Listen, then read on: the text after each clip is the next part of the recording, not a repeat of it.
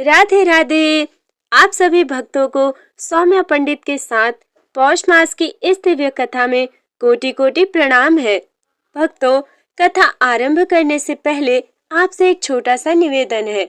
यदि आप पौष मास की इन कथाओं से थोड़ा सा भी जुड़ाव महसूस कर रहे हैं तो कृपया चैनल को सब्सक्राइब कर लीजिए और इस दिव्य कथा को अपने परिवारजनों, मित्रों और प्रियजनों के साथ अवश्य साझा कीजिए, क्योंकि आज की ये कथा हमें उस दिव्यता के स्तर तक ले जाएगी जहाँ से जीवन की उलझी हुई गांठें अपने आप खुलने लगती हैं।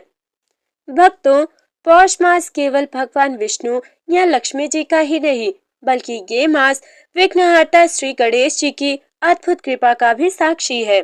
बहुत कम लोग जानते हैं कि पौष मास में श्री गणेश जी की उपासना सामान्य दिनों की तुलना में कई गुना अधिक फलदायी होती है, क्योंकि पौष मास संयम, तप, मौन और अंतर्मन की शुद्धि का समय है और गणेश जी इन्हीं गुणों के अधिपति हैं। बहुत समय पहले की बात है, हिमालय की तलहटी में एक समृद्ध राज्य हुआ करता था। राजा धर्मशील था, प्रजा सुखी थी, परंतु राज्य पर अदृश्य विघ्नों की छाया पड़ने लगी थी। अन्न की कमी नहीं थी, पर संतोष नहीं था। धन था, पर शांति नहीं थी। पूजा होती तो थी, पर फल नहीं मिल रहा था। राजा अत्यंत चिंतित हुआ। उसने अपने राजगुरु से पूछा, गुरुदेव, सब कुछ होते हुए भी मेरे राज्य में विघ्न क्यों बढ़ते जा रहे हैं? राजगुरु ने ध्यान में प्रवेश किया और कुछ क्षणों बाद कहा, राजन, तुम पौष मास में देवताओं की पूजा तो कर रहे हो, पर विघ्नहर्ता को स्मरण करना भूल गए हो। जिस घर में श्री गणेश जी का आदर नहीं, वहाँ देवता भी पूरी तरह प्रवेश नहीं करते हैं। ये सुनते ही राजा के हृदय में एक अनजाना भय और श्रद्धा एक साथ जाग उठा। गुरुदेव आगे बोले, पौष मास में यदि श्रद्धा से श्री गणेश जी की कथा सुनी जाए, उनका ध्यान किया जाए, तो टूटे कार्य बनने लगते हैं, भाग्य की दिशा बदलने लगती है और जीवन के सबसे कठोर विघ्न भी धीरे धीरे शांत होने लगते हैं। राजा ने तुरंत निश्चय किया कि वो पूरे पौष मास में श्री गणेश जी की विशेष कथा और उपासना अवश्य करेंगे। और यहीं से शुरू होती है पौष मास में श्री गणेश जी की वो दिव्य कथा, जिसने न केवल राजा का जीवन बदला, बल्कि आने वाली पीढ़ियों का भाग्य भी संवार दिया। राजन, पौष मास में जो संकल्प शुद्ध मन से लिया जाता है, वो सीधे विघ्नहर्ता के चरणों तक पहुंचता है। राजगुरु के ये शब्द राजा के हृदय में गहराई तक उतर चुके थे। उसी क्षण राजा ने अपने आसन से उठकर भूमि पर दंडवत प्रणाम किया। अगले ही दिन पौष मास की प्रातः बेला में राजा ने शुद्ध वस्त्र धारण किए, मौन रखा और राजमहल के गणेश मंदिर में प्रवेश किया। मंदिर में श्री गणेश जी की एक प्राचीन प्रतिमा विराजमान थी, जिनकी आंखों में असीम करुणा और मुख पर मंद मुस्कान थी। राजा ने हाथ जोड़कर कहा, हे विघ्नहर्ता, यदि अनजाने में मेरे जीवन या राज्य से आपकी उपेक्षा हुई हो तो मुझे क्षमा कीजिए। आज से इस पौष मास में मैं आपकी कथा सुनूंगा, आपका स्मरण करूंगा और हर कार्य आपके नाम से ही आरंभ करूंगा। राजगुरु ने राजा को बताया, पौष मास में श्री गणेश जी को विशेष रूप से प्रिय होते हैं तिल से बने लड्डू, गुड़ और चावल, दूर्वा, घास, शुद्ध घी का दीपक।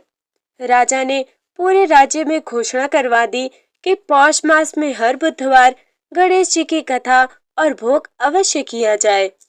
उसी दिन संध्या के समय जब राजा मंदिर से लौट रहा था, तभी उसने देखा कि मंदिर के द्वार पर एक छोटा सा बालक मिट्टी से गणेश जी की एक छोटी सी मूर्ति बना रहा था।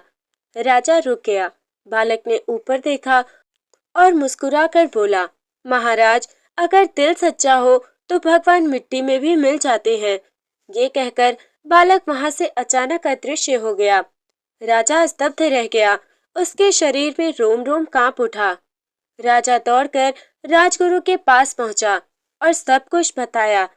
राजगुरु ने आंखें मूंदकर कहा, राजन, ये कोई साधारण बालक नहीं था, ये विघ्नहर्ता की कृपा का प्रथम संकेत था। अब तुम्हारा संकल्प स्वीकार कर लिया गया है। इसके बाद अद्भुत घटनाएं होने लगी। रुके हुए कार्य स्वयं आगे बढ़ने लगे। वर्षों पुराने विवाद शांत होने लगे। प्रजा के मन में संतोष लौटने लगा। और सबसे आश्चर्यजनक बात तो ये थी कि राजा के हृदय में जो वर्षों से एक अनजाना भय था, वो धीरे धीरे शांति में बदलने लगा। पौष मास में श्री गणेश जी की कृपा इस प्रकार धीरे धीरे जीवन की दिशा बदल देती है। राजन, जब विघ्नहर्ता स्वप्न में आते हैं तो वो केवल दर्शन नहीं देते, भविष्य का संकेत होता है। पौष मास की एक शांत रात्रि थी। राजा ने नित्य नियम से गणेश जी का स्मरण किया और शयन किया। रात्रि के तीसरे प्रहर में राजा ने एक अद्भुत स्वप्न देखा। स्वर्ण प्रकाश से पूरा आकाश भर गया। उस प्रकाश के मध्य एक विशाल कमल खिला और उस पर श्री गणेश जी की विराजमान थे। उनके मस्तक पर चंद्रमा की शीतल आभा थी, नेत्रों में करुणा और हाथों में मोदक और दूर्वा। श्री गणेश जी बोले, राजन, पौष मास संकल्प और संयम का मास है। जो भी व्यक्ति इस मास में मेरी कथा सुनता है पर नियमों का पालन नहीं करता, उसे फल अधूरा ही मिलता है। राजा भय और श्रद्धा से नतमस्तक हो गया।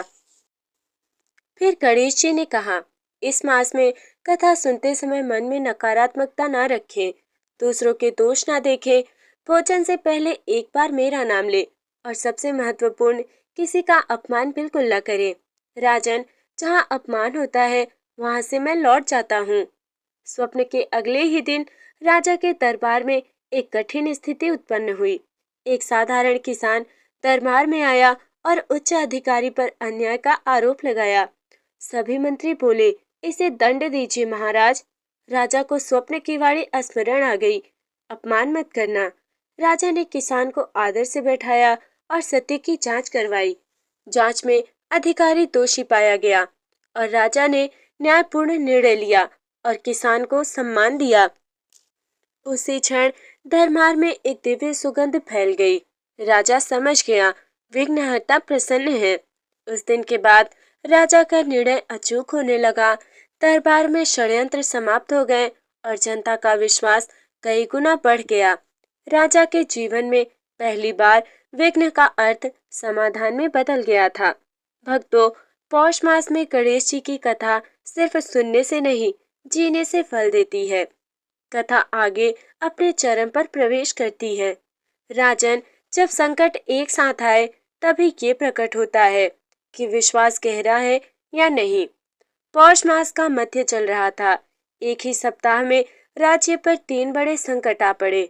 उत्तर दिशा से भयंकर आंधी तूफान, अन्न भंडार में नमी और सड़न, पड़ोसी राज्य से युद्ध का संकेत। दरबार में भय और हाहाकार फैल गया। मंत्री बोले, महाराज, देवता रुष्ट हो गए हैं। राजा के मन में क्षण भर के लिए भी भय नहीं आया।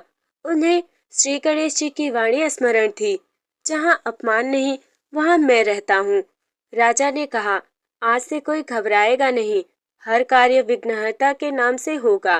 राजा ने पूरे राज्य में 1 दिवसीय मौन, 7 दुर्वा अर्पण और सामूहिक गणेश कथा का आयोजन करवाया।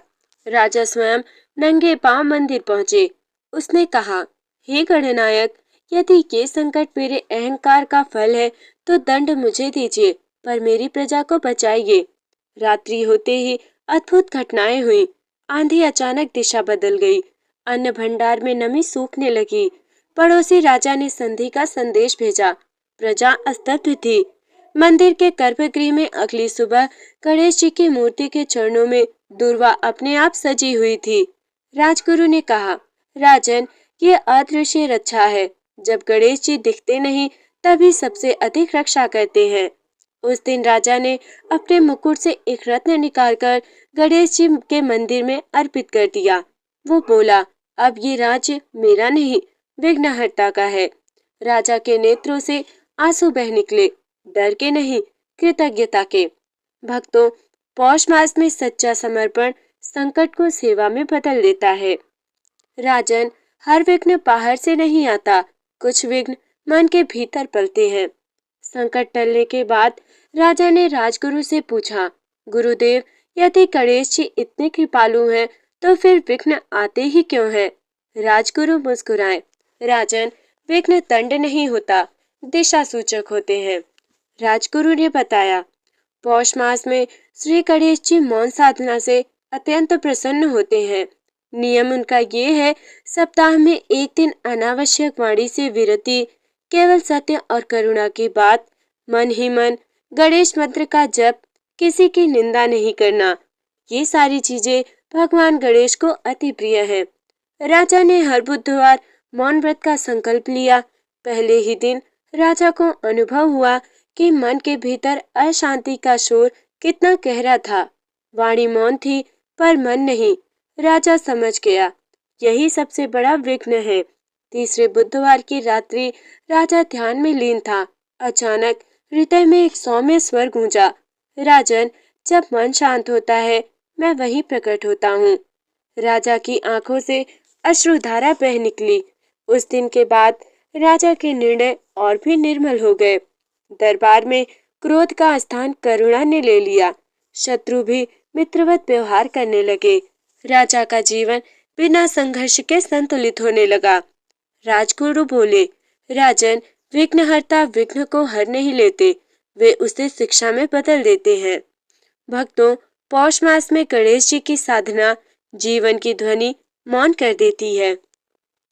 तो भक्तों, कथा अब उस मोड़ पे पहुंचती है जहां भगवान गणेश जी ने राजा की परीक्षा ली, मोह की परीक्षा और गणेश जी की चेतावनी। पौष मास का छठा बुधवार था। राजा मौन व्रत में थे। उसी समय राजमहल में हाहाकार मच गया। राजकुमार अचानक गंभीर रूप से बीमार पड़ गया। वैद्य भयभीत थे, औषधियां निष्फल हो रही थी। रानी विलाप करती हुई राजा के पास आई।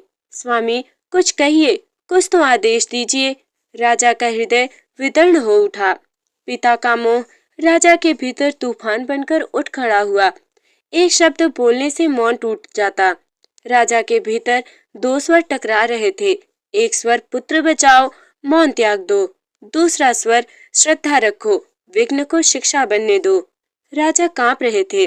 तभी राजा के हृदय में एक गंभीर स्वर गूंजा, राजन, यदि मोह से मौन टूटेगा तो विघ्न लौट आएगा और भीषण रूप में।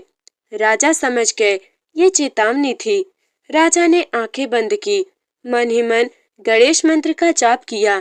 हृदय से पुत्र को ईश्वर के चरणों में अर्पित कर दिया।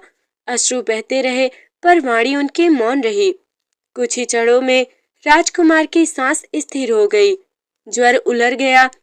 वैद्य आश्चर्यचकित रह गए। रानी नतमस्तक हो गई। हृदय में पुनः स्वर गूंजा, राजन, जो छोड़ सकता है वही वास्तव में पाने योग्य होता है। भक्तों, पौष मास में गणेश जी मोह नहीं छीनते, वे उसे परिवर्तन में बदल देते हैं। अगली सुबह राज्य में एक अजीब शांति थी। ना ढोल नगाड़े, ना छह घोष, फिर भी हर व्यक्ति के मन में हल्कापन था। राजा ने अनुभव किया, विघ्न टल चुका है, पर शिक्षा अभी शेष है। राजा ने दरबार बुलाया। पहली बार उन्होंने सिंहासन से उतरकर भूमि पर बैठकर सभा की। मंत्री चकित थे। राजा बोले, पौष मास में मैंने जाना है कि शक्ति पद में नहीं, त्याग में होती है। राजा ने घोषणा की कि पौष मास में कोई भी दंड क्रोध में नहीं दिया जाएगा। निर्णय से पहले गणेश मंत्र का जप किया जाएगा। निर्धनों को अन्नदान अनिवार्य होगा। राज्य का वातावरण धीरे धीरे धर्ममय होने लगा। उसी समय सीमा से समाचार आया कि दक्षिणी राज आक्रमण की तैयारी में है। मंत्री भयभीत हुए, पर राजा शांत रहे। राजा ने कहा, युद्ध नहीं, पहले संवाद होगा। दूत भेजे गए गणेश जी की मूर्ति और शांति संदेश के साथ। दक्षिण राजा ने मूर्ति देखकर कहा, जिस राज्य में गणेश जी स्वयं चलते हो वहां आक्रमण पाप है। युद्ध टल गया। रात्रि में राजा को स्वप्न आया। गणेश जी बोले, राजन, अब तुम शासक नहीं, सेवक बन चुके हो। भक्तों, पौष मास में गणेश जी राज्य नहीं बदलते, शासक का हृदय बदलते हैं। एक दिन प्रातः दरबार में एक वृद्ध आए। फटे वस्त्र, कंपित स्वर। उन्होंने कहा, राजन, मैं वही किसान हूँ जिसकी भूमि राजकोष के लिए ली गई थी। सभा सन्न रह गई। वृद्ध बोला, आपने न्याय तो दिया, पर मेरी आत्मा अब भी भय में है। राजा की आंखें झुक गई। मंत्री बोले, मुआवजा तो मिल चुका है। पर राजा ने कहा, यदि मन शांत नहीं तो न्याय अधूरा है। राजा उठे, मुकुट उतारा और बोले, ये मुकुट उस भूमि की कीमत है। सभा स्तब्ध है। वृद्ध रो पड़ा, राजन, मुझे मुकुट नहीं, आपका हृदय चाहिए। राजा ने भूमि लौटाने का आदेश दिया। उसी रात पूरे महल में गणेश मंत्र स्वयं गूंज उठा। दीप बिना तेल जलने लगे। गणेश जी बोले, राजन, अब तुम योग्य हो राज्य से ऊपर उठने को। अगले दिन बरसों से सूखी नदी पुनः बहने लगी। प्रजा बोली, विघ्नहर्ता प्रसन्न हो गए हैं। भक्तों, पौष मास सिखाता है कि जब अहंकार त्याग होता है तभी भाग्य जागता है। रात्रि में राजा ने देखा, गणेश जी स्वयं उनके समक्ष विराजित थे। सुप्त रूप में केवल उनके हाथ में मोदक था। गणेश जी बोले नहीं, बस मुस्कुराए। राजा समझ गया कि ये मौन परीक्षा है। सुबह होते ही प्रजा दरबार में इकट्ठा हुई। किसान और व्यापारी अपने अपने विवादों के साथ आए। राजा को निर्णय लेना था, लेकिन गणेश जी का ध्यान उनकी आंखों में था। राजा ने गहरी सांस ली। उन्होंने सभी की समस्याओं को सुना, लेकिन कोई भी निर्णय व्यक्तिगत स्वार्थ पर आधारित नहीं था। राजा ने निर्णय दिया, किसान की भूमि को पूर्ण न्याय देना, व्यापारियों को उचित कर और मुआवजा देना, दरबार में सभी को समान दृष्टि से देना होगा। गणेश जी मुस्कुराए। उनका वरदान स्वयं प्रकट हुआ।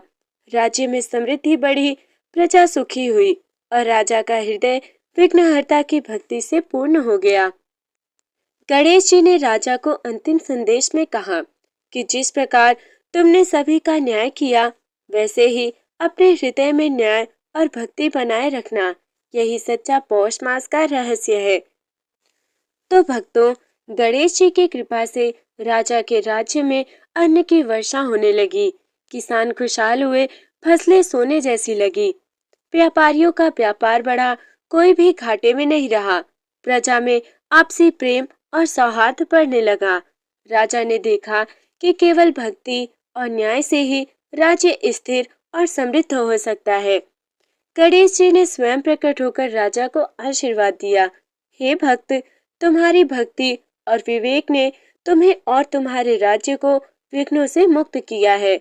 जो भी इस पौष मास में मेरी भक्ति करेगा, उसके घर में सुख समृद्धि बनी रहेगी। राजा ने प्रजा के सामने ये संदेश दिया कि भक्ति और धर्म पालन से ही जीवन में सभी विघ्न दूर होते हैं। गणेश जी की भक्ति से ही हर कार्य सिद्ध होता है। फिर राजा को अंतिम वरदान मिला। राजा ने अपनी प्रजा से कहा कि जो भी मेरी कहानी सुने, उसे ये ज्ञान मिलेगा कि विघ्नों को दूर करने का एकमात्र मार्ग भक्ति और न्याय है। पौष मास में गणेश जी की पूजा करना अत्यंत फलदायी है। भक्तों, गणेश जी ने राजा को वरदान दिया कि उसका राज्य सदैव सुरक्षित और समृद्ध रहेगा। उसकी संतानों का जीवन सुखमय और शिक्षाप्रद होगा। उनकी प्रजा हमेशा धर्म और भक्ति में अग्रसर रहेगी। राजा ने अपने हृदय में गणेश जी की भक्ति को सर्वोपरि रखा और पूरे राज्य में सुख शांति कायम हुई। तो प्रिय श्रद्धालुओं, इस प्रकार आज हमने पौष मास में भगवान गणेश जी की दिव्य कथा अध्याय 21 का श्रवण किया। ये कथा हमें ये सिखाती है कि जब जीवन में मार्ग रुक जाए, बुद्धि भ्रमित हो जाए और हर ओर विघ्न ही विघ्न दिखाई दे, तब सच्चे मन से गणपति बप्पा का स्मरण करने से सभी बाधाएं स्वतः दूर होने लगती हैं। भगवान गणेश केवल विघ्नहर्ता ही नहीं, बल्कि बुद्धि, विवेक, धैर्य और शुभारंभ के देवता है। पौष मास में उनकी कथा सुनना मन को शांति देता है और घर परिवार में सुख समृद्धि का संचार करता है। भक्तों, यदि आज की ये कथा आपके हृदय को स्पर्श कर गई हो, तो कृपया इस वीडियो को लाइक कीजिए, चैनल को सब्सक्राइब कीजिए और इसे अपने परिवारजनों व प्रियजनों के साथ अवश्य साझा कीजिए, ताकि भगवान गणेश की कृपा औरों तक भी पहुंच सके। कमेंट में ओम गंगणपतये नमः अवश्य लिखें और बताइए कि ये कथा आपको कैसी लगी। इसी विश्वास और भक्ति के साथ अगली दिव्य कथा में फिर आपसे मुलाकात होगी। जय श्री गणेश, राधे राधे।